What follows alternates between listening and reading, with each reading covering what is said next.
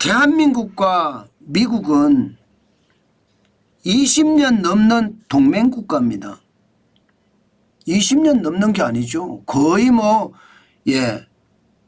오래된 우방이다 이렇게 이야기할 수가 있겠죠. 80년이 넘었나요? 아마 그렇게 될 것 같습니다. 그런데 요즘 말입니다. 미국 내에서 움직임이 굉장히 불안합니다. 한국에 대한 시각이 굉장히 빠르게 변하고 있는 것 같아요. 그런데 그중에서 제일로 심각한 게 이겁니다. 이거. 대한민국을 민간 국가로 지정하겠다는 이야기가 나오고 있습니다. 이 민간 국가라는 것은요, 정책적 이유로 특별한 고려가 필요한 국가를 민간 국가라고 합니다. 쉽게 말하면 미국 입장에서요, 중국이나 러시아나 시리아나 북한을 민간 국가로 규정하고 있습니다. 야, 대한민국이 이반열에 들어간다는 거예요. 북한하고 대한민국하고 동급이라는 거죠. 러시아나 중국하고도 동급이라는 거. 미국 입장에서는 러시아나 중국이 적국이잖아요. 그러면 대한민국도 적국이 된다는 뜻인가요? 이렇게 말입니다. 이야기가 나오니까 우리 정부가 발칵 뒤집어졌습니다. 뒤집어질만 하죠. 민간국가로 선정되자마자 이게 여러분 심각하거든요. 이게 일반적으로 미국 에너지부가 있습니다. 미국 에너지부는요, 미국의 에너지와 원자력, 핵 정책을 담당하는 부서입니다. 이 에너지부에서 지금 한국을 민간 국가 반열로 분류하는 방안을 검토한다는 그런 동향이 있다고 합니다. 실제 외교 소식통들이 이야기하는 걸 보면 미 에너지부가 지난달 15일부터 한국을 민간 국가로 분류하는 방안에 대해 산하 연구소 등의 의견을 수렴하는 단계로 보인다 이렇게 이야기합니다. 뭔가 불안하고 무섭죠. 심지어 이 말이 말입니다. 국회에서도 나왔습니다. 국회에서도 말입니다. 조태열 외교부 장관이 실제 질문을 받았습니다. 국회 외교통일위원회에서 민주당의 홍기원 의원이 물었습니다. 그랬더니 아직 최종 확정된 것은 아니라는 것이 맞는 것 같다. 아직 외교부도 제대로 파악하지 못하고 있는 거예요. 그러면서 말입니다. 미국도 지금 현재 확정된 것을 이야기해 주지 않는다.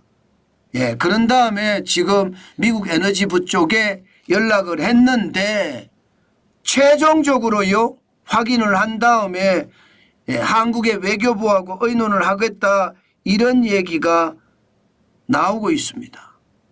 야, 이거 민간국가로 분류되면 여러분 보세요.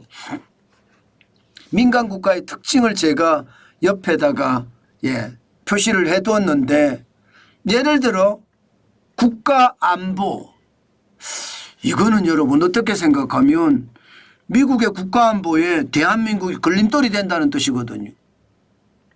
게다가 핵에 대한 비확산, 요즘 말입니다. 남한에서도 대한민국에서도 핵무장에 대한 이야기가 나오죠. 지역 불안정, 지금 대한민국이 얼마나 불안정합니까? 우리는 지금 국가 지도자가 없어요. 그죠? 여기에다가 경제 안보 위협, 제조업 자체가 경제 안보를 위험한다고 하잖아요.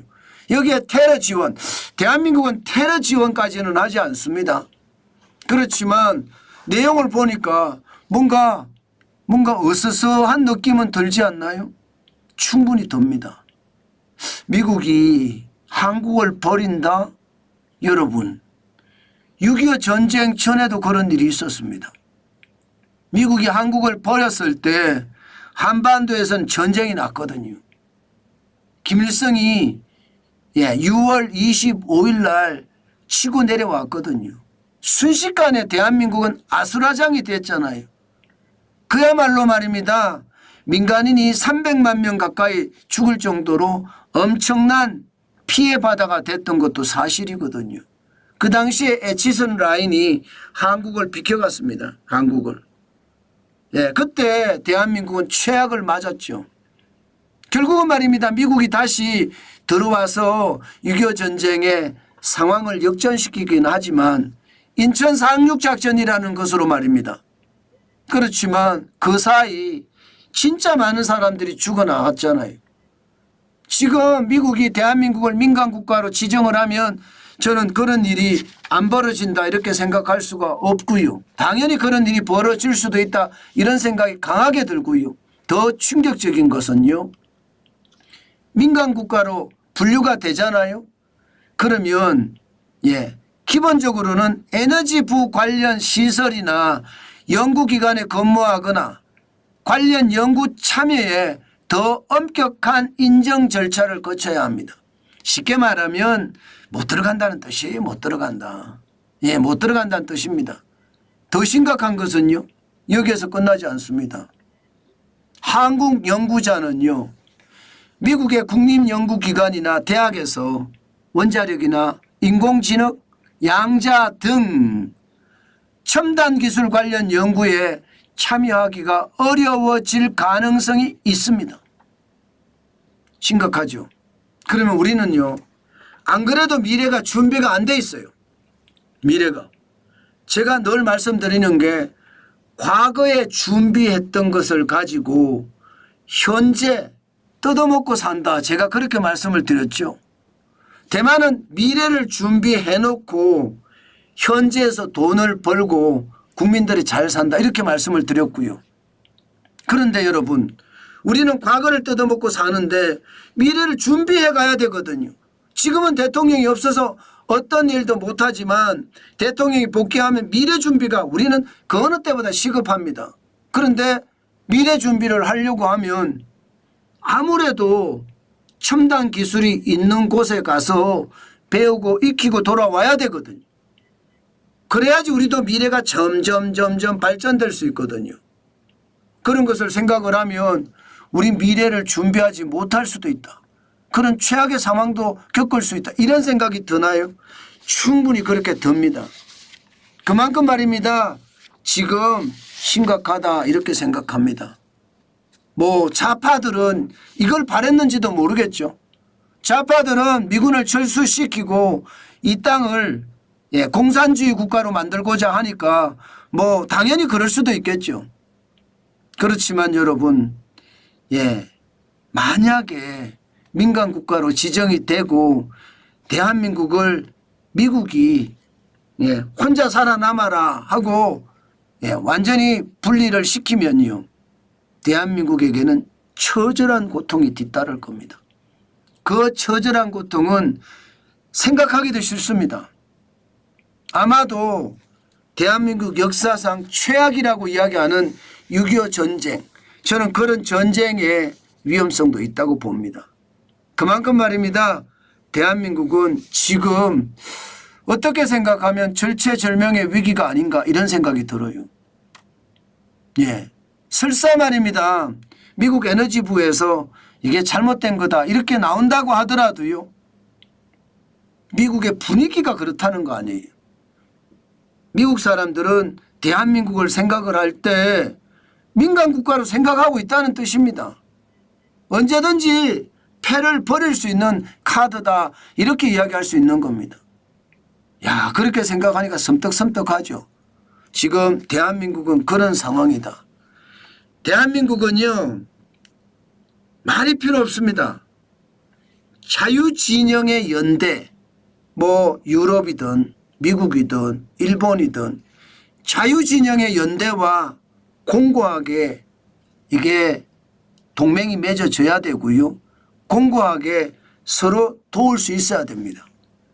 그렇지 않으면 대한민국은 살아남기가 진짜 어려울 수 있습니다. 강대국의 논리도 강대국의 논리지만 뭐 중국이나 러시아나 일본이나 미국 이 강대국의 논리도 논리지만요. 중요한 것은 저 북한에 김정은이가 죄송합니다. 이런 표현 쓰겠습니다. 또라이 짓을 할 수도 있거든요. 그 또라이 짓은요. 우리 국민들의 목숨으로 저는 막을 수밖에 없다고 생각합니다. 저는 그런 일이 벌어지면 야 진짜 대한민국에게는 엄청난 충격도 올 수 있겠구나 그 생각해 봅니다. 여러분 미국이 대한민국을 민감 국가로 분류한다는 것은 또 할지도 모른다는 것은 또 그런 분위기가 가득 찼다는 것은요. 미국 사람들이 대한민국 생각하기를 민감 국가 지정처럼 생각한다는 겁니다. 이것은 대한민국의 위기이자 또 다른 큰 희생을 치러야 될지도 모르는 그런 신호일 수 있습니다. 하루빨리 대한민국은 자유진영과 연대를 강화하고요. 또 관계를 더 공고히 할 필요가 있습니다. 그것만이 대한민국은 강대국의 논리에서 살아날 수 있는 방법이다. 저는 그렇게 말씀드리고 싶습니다. 그만큼 지금 최악의 어떤 상황이 우리 곁에 와 있는 것은 아닌가 저는 그런 생각도 한다는 뜻입니다.